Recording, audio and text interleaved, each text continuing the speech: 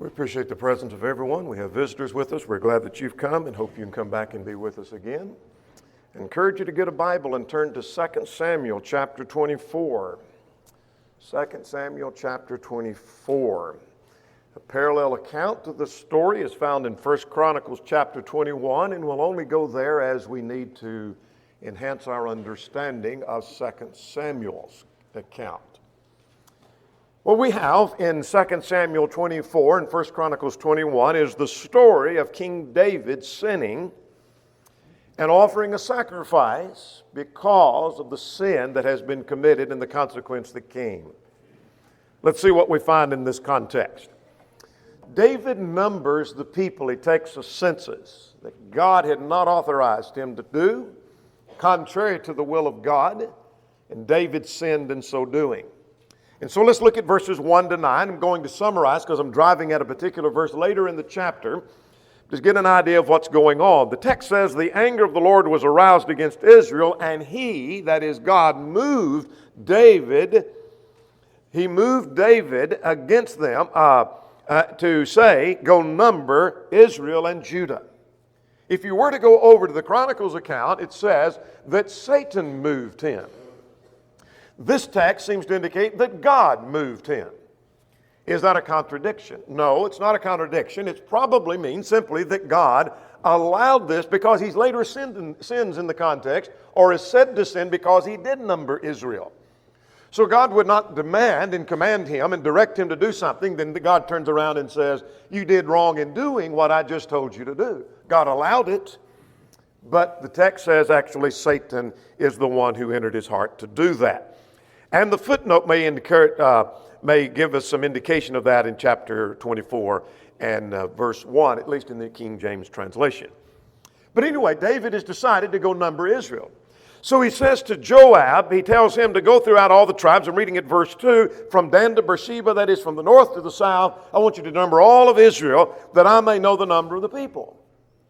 And Joab kind of pushes back and said, why would you want to do this? But if that's what you say, the text says, nevertheless, verse 4, the king's word prevailed. David was insistent, we're going to number Israel. And so they numbered Israel. And finally, months later, verse 9 said, Joab came back and said, here's the number. In Israel, there's 800,000 men who draw the sword. In other words, fighting men. That's the number that was generally given. And then there are 500,000 in Judah, making 1.3 million fighting men in Judah and Israel. So David numbered Israel. That's the point I want you to see. Now, at verse 10 beginning, this action was sinful. The text tells me at verse 10 that David's heart condemned him after he numbered the people. So David said to the Lord, he said this, I have sinned greatly in what I have done. Now I pray, O Lord, take away the iniquity of your servant, for I have done very foolishly. David said, I've done wrong. And verse 11 says, when David arose in the morning, the word of the Lord came to the prophet Gad, David's seer, saying, and now what I find is that God sent a prophet and gave David three options now concerning this. David said, I've sinned. I want you to remove this iniquity from me. God sends a prophet, and a prophet says to him, you have three choices that God has given you. Let's see what they are. Verse 13. He said to David, choose, verse 12 I'm reading, one of them for yourself that I may do it. What are the three options? Number one, there shall be a famine in the land for 7 years. And you can choose that. You can have a famine for 7 years. Now, in contrast to maybe something else, maybe like your enemy trying to kill you, we'll see in a moment, famine seems a little more tolerant, but it's going to be 7 years. Secondly, or you could do this. You could choose to flee for 3 months before your enemy while he chases you. There'll be someone trying to kill you and they'll chase you and that's going to last for 3 months. Well, 3 months is better than 7 years, but still someone's trying to kill you. The famine probably won't kill you. Here's the third choice. The third choice is at verse 13, or there shall be 3 days of plague in your land. 3 days is better than 3 months and 7 years, but it's going to be a plague in the land. David chose the latter, and so he chose verse 14 and 15, I think I'll choose the plague. Now that's not the wording that was given, but look at verse 14.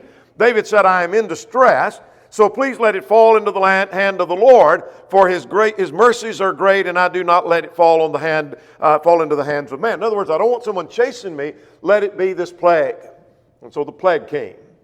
Now I want you to notice now at verse 15, that verse 15 said, the plague broke out from Dan to Beersheba, and 70,000 men of the people died. This was a terrible plague. And David had chosen that. Now, beginning at verse 18, this could all be stopped if David would offer a sacrifice to the Lord. That's where I want us to begin to focus. Now, notice Gad came on the day and said, go up and erect an altar to the Lord at the threshing floor of Araunah, the Jebusite. So David did according to the word of the Lord and went up as the Lord had commanded. So Gad said, I'll tell you what you do. You go offer a sacrifice to the Lord at the threshing floor of Araunah, and then God will relieve you of this plague. So when he goes to the threshing floor of Araunah, Araunah offered his threshing floor and the animals for David to sacrifice. That may seem innocent at first, but let's get the picture now beginning at verse 21. Verse 21, Araunah said, why then does my lord the king come to your servant? And David said, to buy the threshing floor and to build an altar to the Lord, that the plague may be withdrawn from the people. I want to buy this land, which is what the threshing floor was. I want you to sell me this land, and I'm going to make a sacrifice to the Lord. And so Araunah said to him, he said, let the Lord the king, my lord the king, take whatever and offer up whatever seems good to him.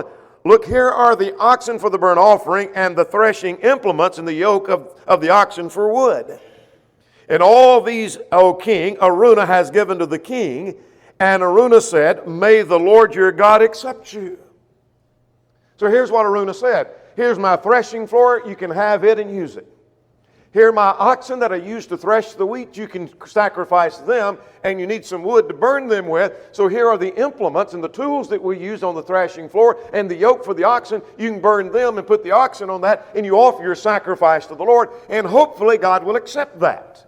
I'll give you the threshing floor, I'll give you the oxen, and I'll give you the wood for the sacrifice. All right, notice verse 24 now. David responded to that, and here's what David said. Here's our focal point. Then the king said to Araunah, no, but I will surely buy it from you for a price.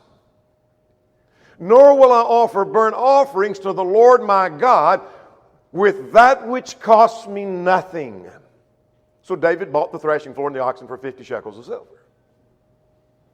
David said, no, you're not going to give me the threshing floor. You're not going to give me the oxen. You're not going to give me the wood. I want to buy it all for a price. And here's why I want to buy it for a price. Because I don't want to offer anything to the Lord. I don't want to give a sacrifice to the Lord that costs me nothing. So he bought the floor, that is, he bought the land. He bought the oxen and anything else he needed, and he paid for it all. So the sacrifice cost him something. It was all offered to him free. But he said, I don't want it for free. I want it to cost me something. Now that raises an important question. What's your religion costing you? What is your religion costing you? What have you sacrificed for your relationship to God? In other words, your religion is your relationship to your God. What have you sacrificed in order to have this relationship with God? You say, this is important. I want a relationship with my God. I want a religion that's true. And it costs me something. I've made a sacrifice. What is that sacrifice? What would you list? If this were a test and I said, get out a piece of paper, you need to write down the sacrifice that you have made. What would you list as what you have sacrificed for your relationship to God? What is that? What have we sacrificed? Do you want it to cost you something? If you'd been David, would you have said, oh man, this is free. I don't have to buy the land, I can keep my money. I don't have to buy the oxen, I can keep that money. I don't have to buy the wood, I can keep that money. I keep all of that for myself, and you're supplying everything else, it's all free. This is exactly what I want. I want a free religion. Costs me nothing. Do you want it to cost you? What are you willing to pay for your religion? You know, when you buy something, you may be buying a car, you have probably a cap. You say, I can't buy the Lamborghini. I know I can't afford that. I may not be able to even afford the Cadillac, and I may not even be able to afford the new one. But you have a limit, and you say, this is the cap. I'm not going over that. What's your cap when it comes to your religion? What are you willing to pay? What are you willing to pay? And what price would you say would be too much? Now, buying the car, you say, well, now that's too much. I can't do that. The car's not worth that. Well, what would be the price? You would say, my religion is not worth that. I'm not paying that. I'll pay a price, but I'm not willing to pay that price. That's too much. Let's go back to our text in verse 24. And notice what David said. David said this. David said, nor will I offer burnt offerings to the Lord my God with that which costs me nothing. Let's spend some time this morning talking about what does your religion cost you? What does your religion cost you? Is it costing you anything? Have you made a sacrifice? If so, what is that? 3 things we want to notice. Let's start with this. Let's talk about the principle of sacrifice. We'll come back to whether it's costing you anything. We'll talk about examples of those who made sacrifices. Let's just focus on the principle of sacrifice, and then secondly, the sacrifice to God. What about the principle of sacrifice? I want to suggest to you that an offering that doesn't cost is not much of a sacrifice, is it? If someone came giving you, bearing you gifts and gave you something and said, oh, what a sacrifice I have made in order to give this to you, and come to find out it was something that somebody had just given to them that they didn't want, and it really wasn't a sacrifice, it's not much of a sacrifice, is it? Not much of a sacrifice. Do you realize that in all sacrifices in the Old Testament, burnt offerings, wave offerings, etc., you find any of those in the book of Exodus, Leviticus, Deuteronomy, particularly Leviticus, every one of those involves something of value being given up. It may be an oxen. It may have been a bull. It may have been a goat. It may have been a lamb. It may have been a turtle dove. It may have been grain that was given. But there was something of value given up, thus called a sacrifice. I want to suggest to you that you could hardly call something a sacrifice that cost you nothing. You could hardly say that I am sacrificing this when someone else is paying all the cost for you. But I want us to consider some Old Testament sacrifices. In the Old Testament sacrifices, I want us to see that God expected the best. Thus, a sacrifice.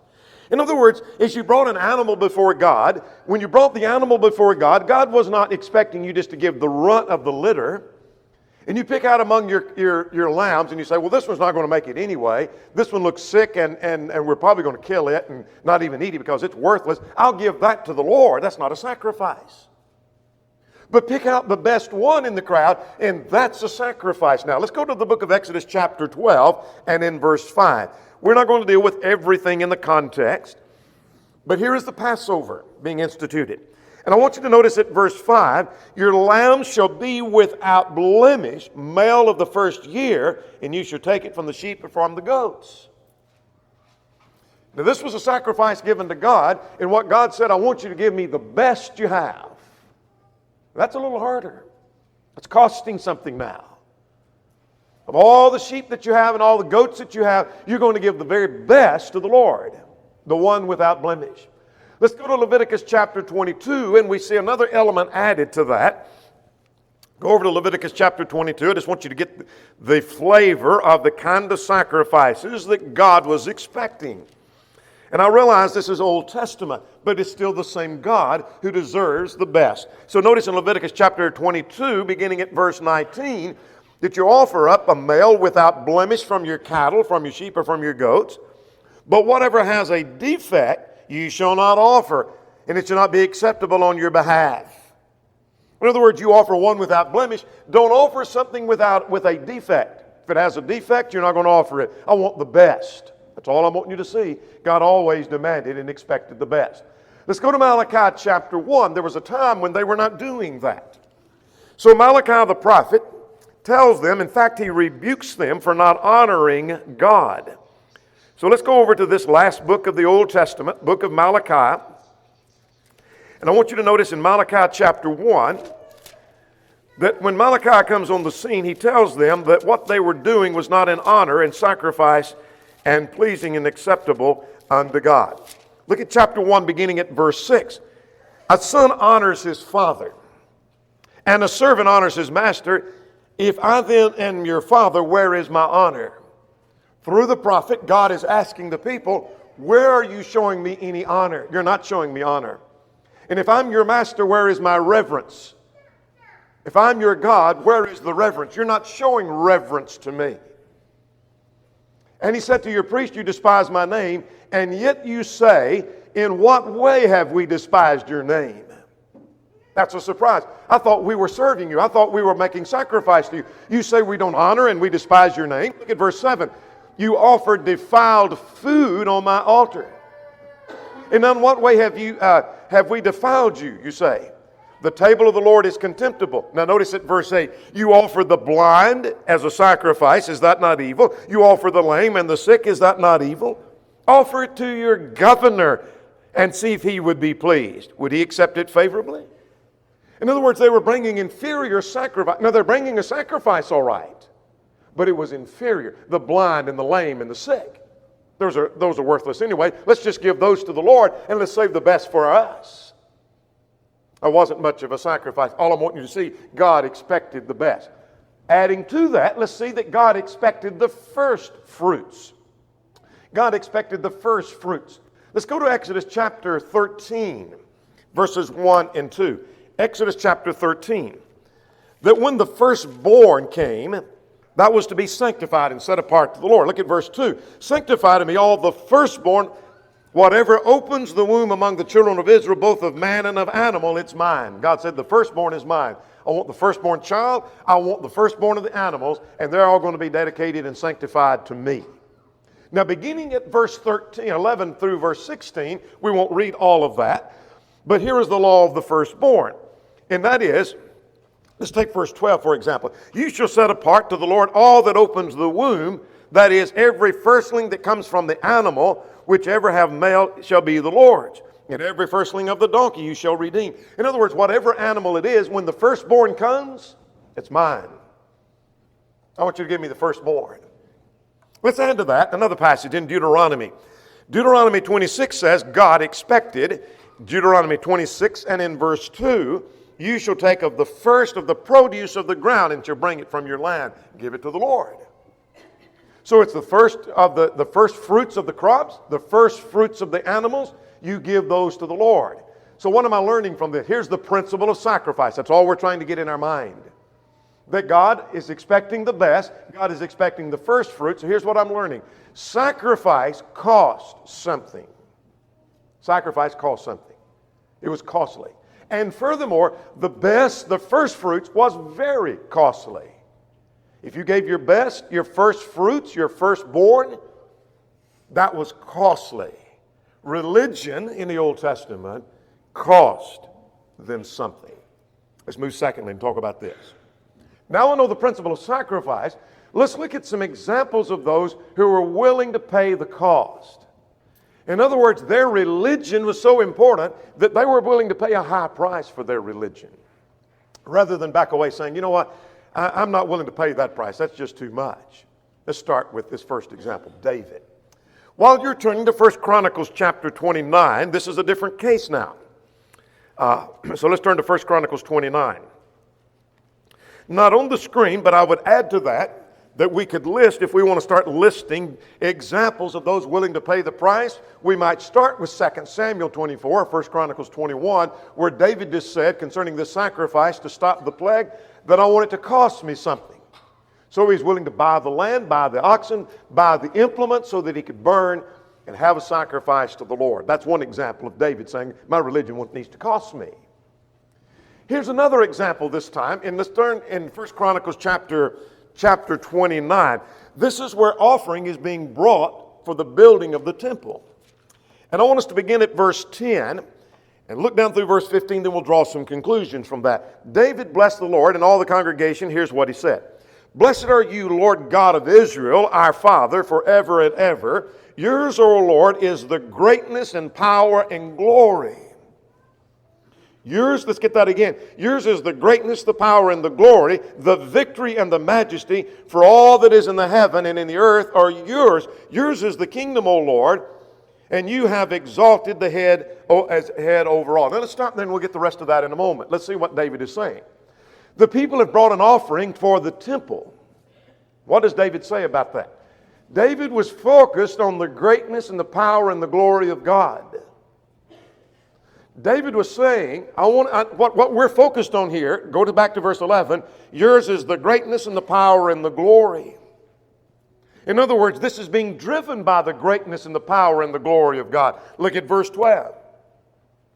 He said, all blessings come from you. Now, we were blessed in order that we might be able to give, or we're able to give because we are blessed. But it all came from you to start with. So look at verse 12. We just read verse 12. Both riches and honor come from you. Look at verse 14, the end of verse 14. For all things come from you, and of your own we have given to you. In other words, when we gave this great sacrifice, we're just giving back what you gave to us, because everything is yours. So David was focusing on the greatness, power, and glory of God. He said, all comes from you. And then notice verse 14. He considered it an honor to be able to sacrifice and give. Look at verse 14. For who am I and who are my people that we should be able to offer so willingly as this? David said this was an honor to give. This was an honor to sacrifice. And we're just giving back what you gave to us. Let me ask you a question. Does that describe you? Does that describe you? Does the greatness of God drive you to sacrifice? You say, I've been pondering and thinking how great and how powerful and glorious God is, and that makes me want to sacrifice more. My time, money, service. Does this describe you? Do the blessings from God make you want to give more in service? You say, I realize how blessed we are. I want to give more. Do you consider it an honor to be able to sacrifice? So when it is a sacrifice of your time or money or your talents or whatever it may be, that you make a great sacrifice, that you consider it an honor. Who am I that I should be able to do this? David was willing to pay a price. Let's talk about another man. Let's talk about Abraham. Abraham is a great example of a man willing to make a sacrifice. Let's go back to Genesis 12, and we'll look at some New Testament comments on this. Here was a man who was told by God when he called him in Genesis chapter 12 to leave his country and go to another country that God would show him. And I'm going to take you to another country. I'm going to take you to a place that I'll show you. He had never been there, never seen it, didn't know what it looks like. He's doing this on faith and trust in God. So I want you to notice verse 1. He said, get out of your country and from your kindred and from your father's house. You're going to leave your family behind. You're going to leave familiar territory behind. You're going to leave your childhood behind. All those childhood memories behind. Get out of your country and from your kindred and from your father's house to a land that I will show you. What I want you to do, I want you to travel to another place. Let's go over to Acts chapter 7. The New Testament comment adds a thought or two that's quite interesting. In Acts chapter 7, Stephen, in giving a rehearsal of Old Testament history, says in verses 1 through 4 that God called Abraham and he appeared to him. And verse 3, and he said to him, get out of your country and from your relatives and come to a land that I will show you. And he came out of the land of the Chaldeans. You need to leave your family, leave your land behind, leave everything behind, and I'm going to show you exactly where you're going to go. Abraham had no clue where he was going. He just knew that God was directing him. One more passage on that in Hebrews chapter 11 and in verse 8. The text says, by faith Abraham obeyed when he was called to go to a place that he would afterward receive as an inheritance, and he went out not knowing where he was going. You think of traveling in our own day and time. If you're going to another country, you get brochures and you see pictures and you know kind of what it's like and you know what it looks like and you know the people and you can call and talk to the people. Abraham's headed to a country he doesn't even know what it's like, doesn't know where he's going. Here was a man paying the price to serve his God. He was willing to leave his home and his family behind. Here's something else, Genesis chapter 22. God told him to go make a sacrifice, and here's the sacrifice I want you to make. I want you to offer your only son. Verse 22 of Genesis 22 says he took back the knife, ready to slay his son, when the angel of the Lord stopped him, saying, now I know you fear God. Here was a man willing to pay the sacrifice of his own son, as well as leave his home and family. That's just a sampling of the kind of faith Abraham had. Let me ask you a question. Would you be willing to do the same? Would you leave your relatives and your home behind if you had to serve the Lord?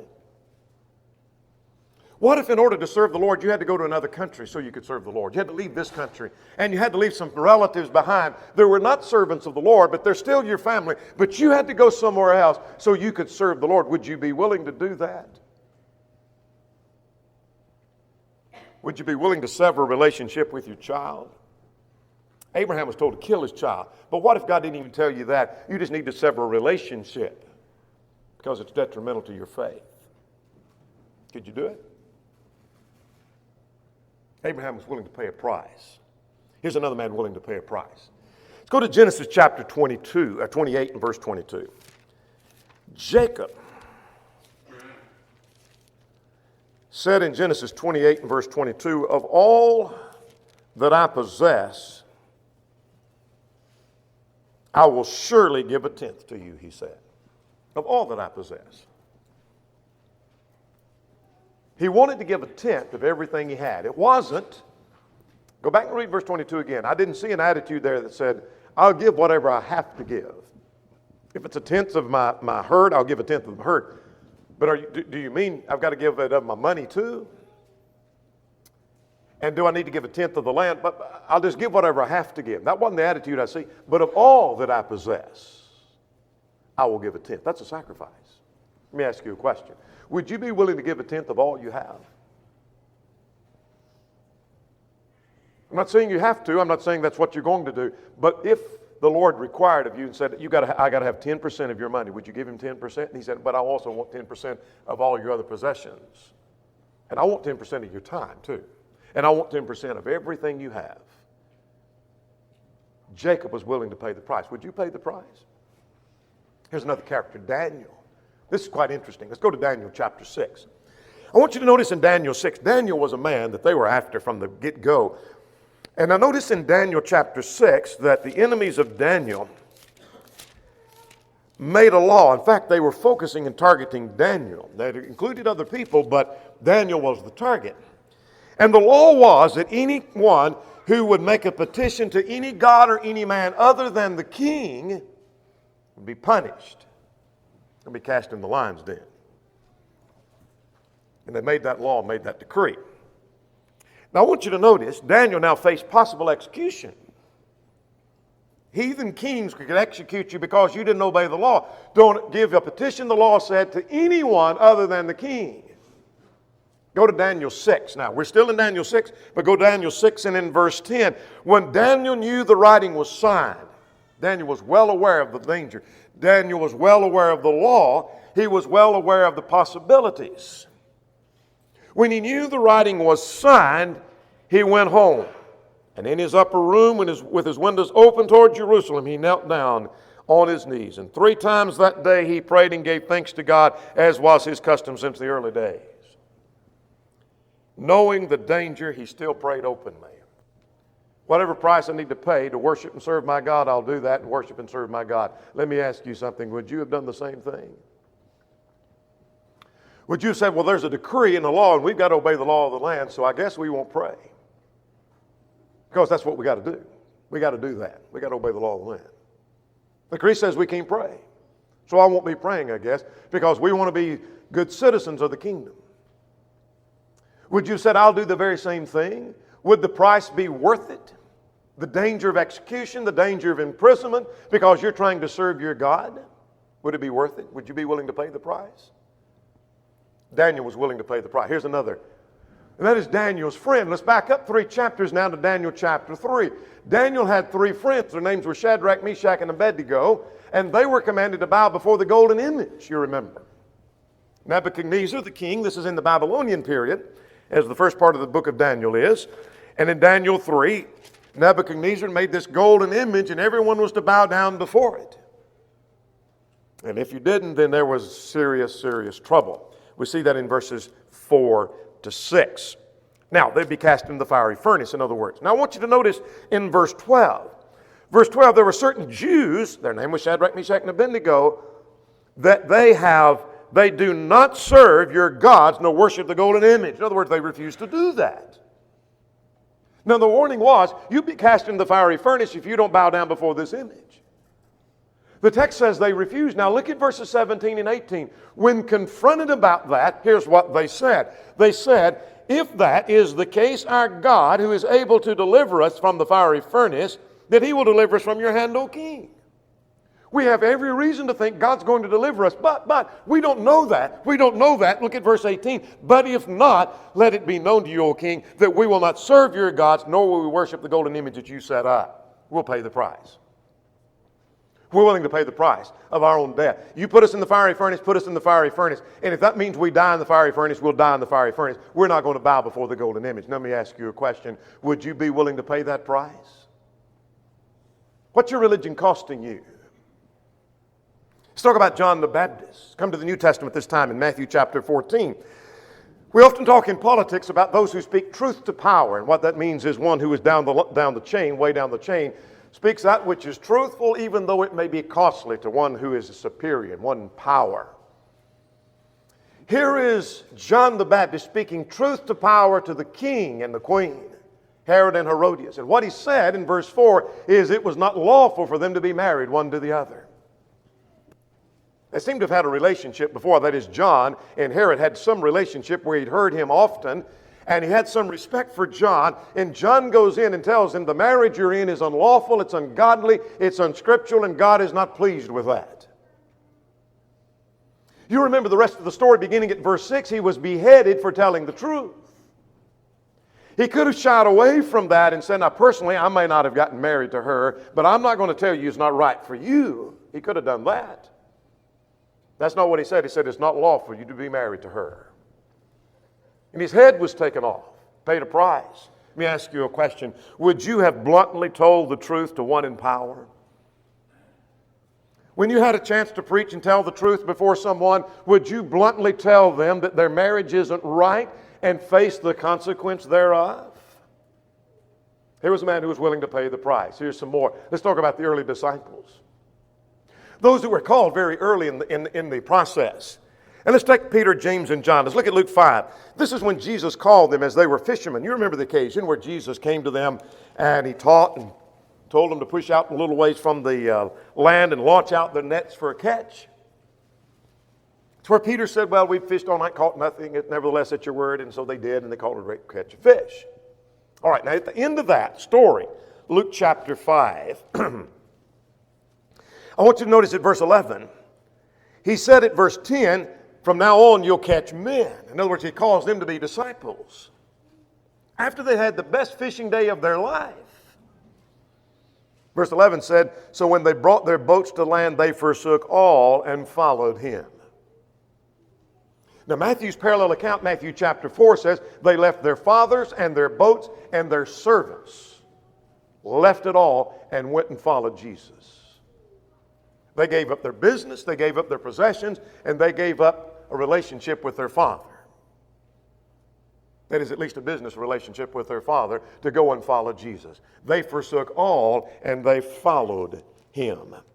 While we're in Luke chapter 5, let's talk about Matthew. Look at verse 27.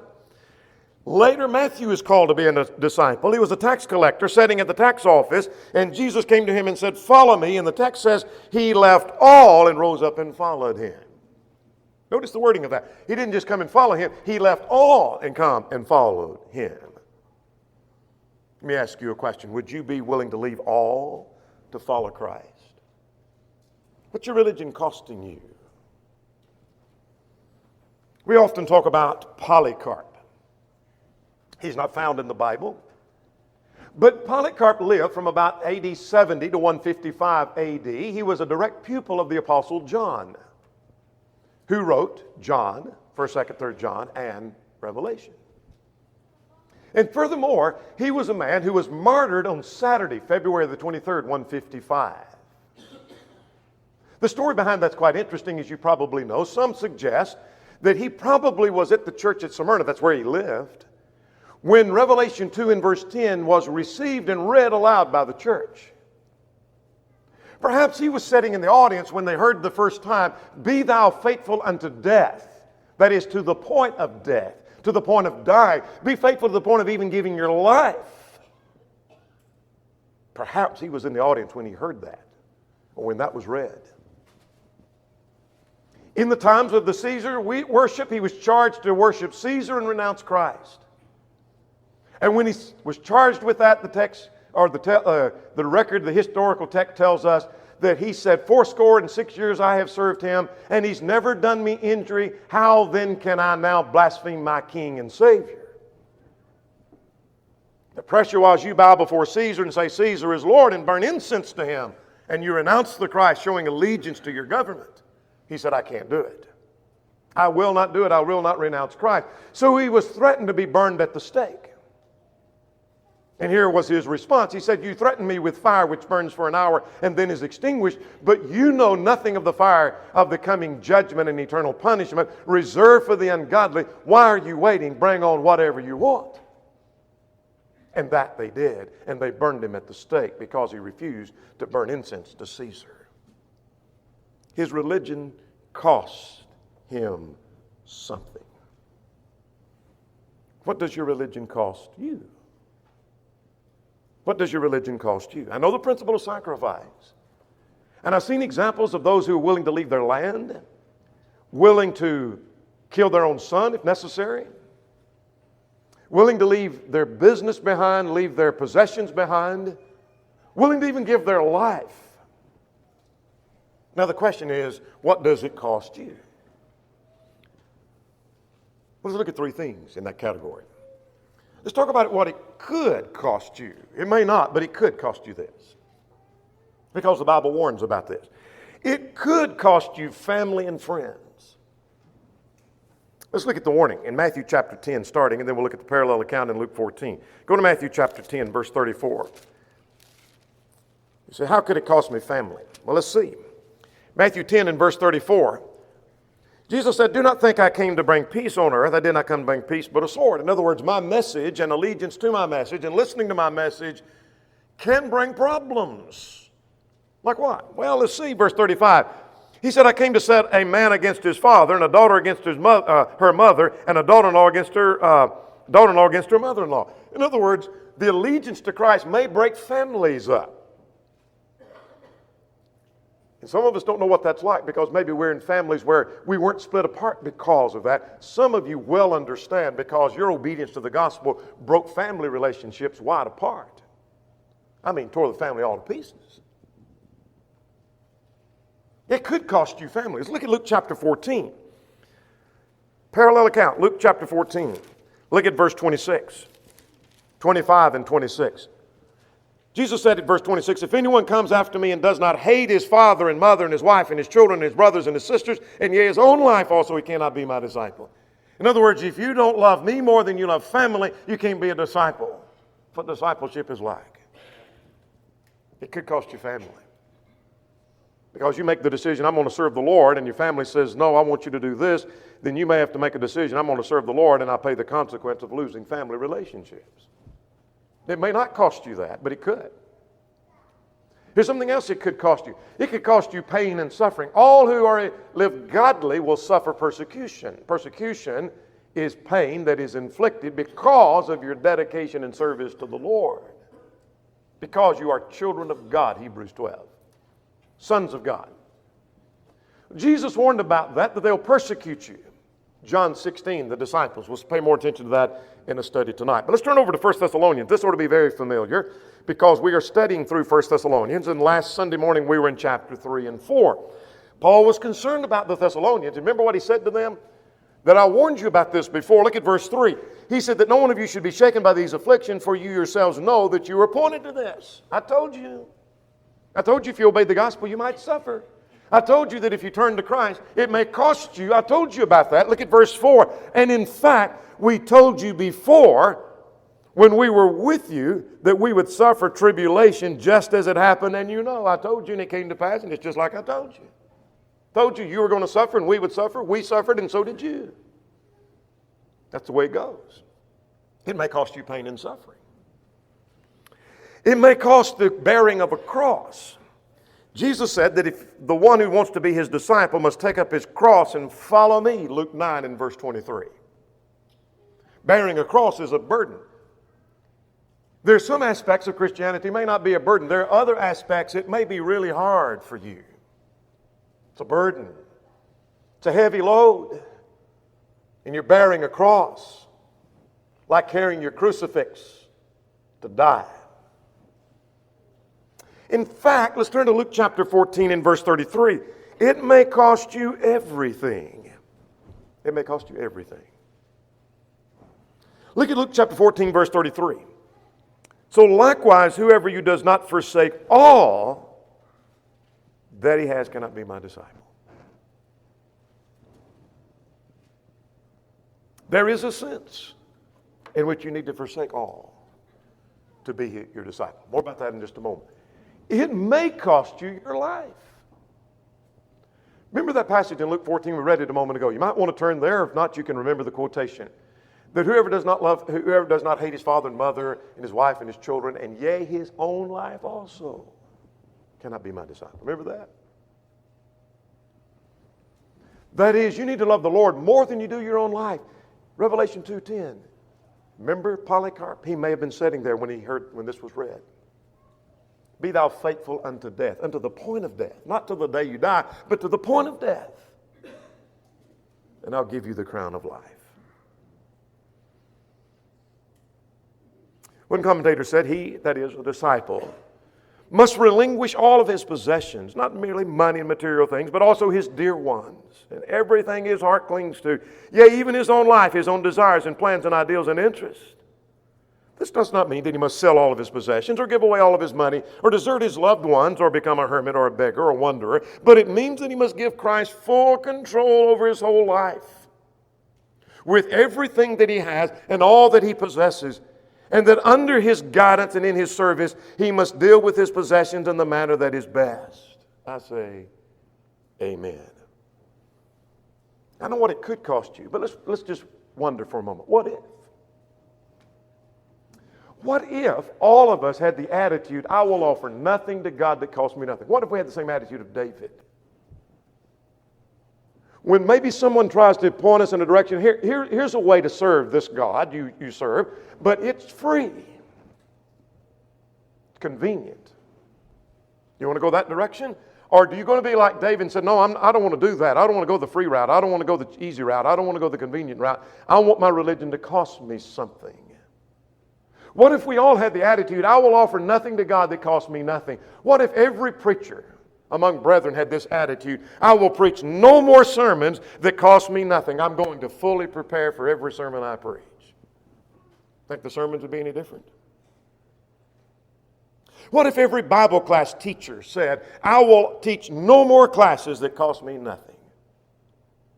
I'm going to fully engulf myself into that class and put everything I have into it before I teach.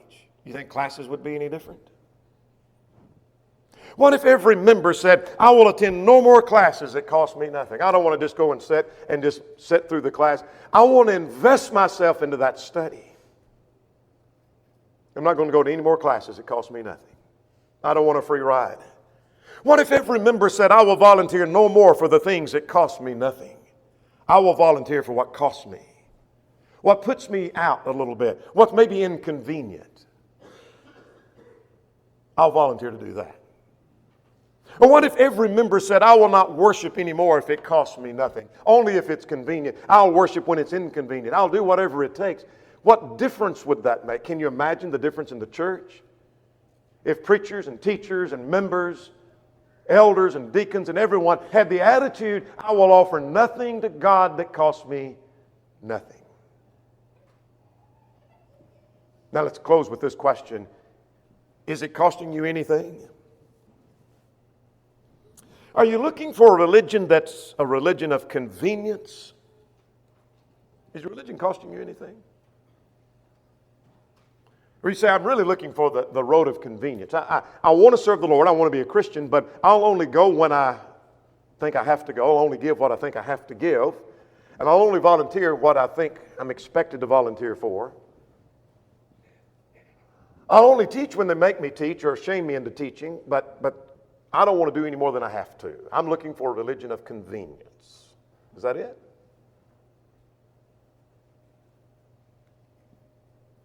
Has it cost you time? Has your religion cost you some time? If you were to list the time, could you list, here's the time it's cost me. I've really made a sacrifice of time to be a Christian. Has it cost you money?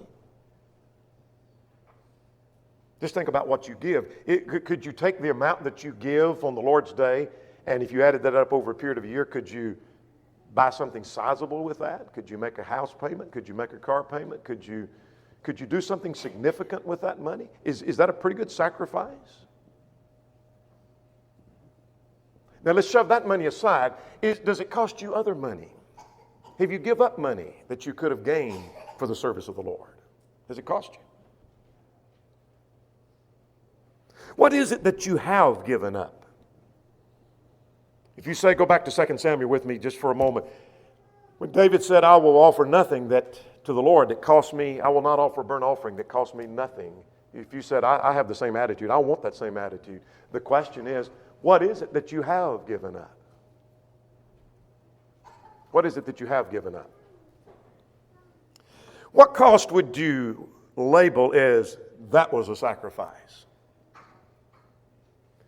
You say, here's what it's cost me to be a Christian. But I would label that as a sacrifice. All of us have, maybe it cost us a little bit here, but that's not a real sacrifice. And this is not a sacrifice. What would you label? That was a sacrifice. I've sacrificed that I might be a child of God. What's your religion cost you? Adam Clark said, he who has a religion that costs nothing has a religion that is worth nothing. Is the religion worth anything? Then it probably is costing you. What does your religion cost you? We saw the principle of sacrifice. We saw David's example. We saw other examples of those willing to pay the cost. The question is, what's it costing you? What's it costing you? Would you be willing to pay the cost? Would you become a Christian even this very morning? Would you come believing that Jesus is the Christ, the Son of the living God? Would you repent of your sins, acknowledge your faith, and be buried in the waters of baptism for the remission of sins? If you're subject in any way, would you come while together we stand and while we sing?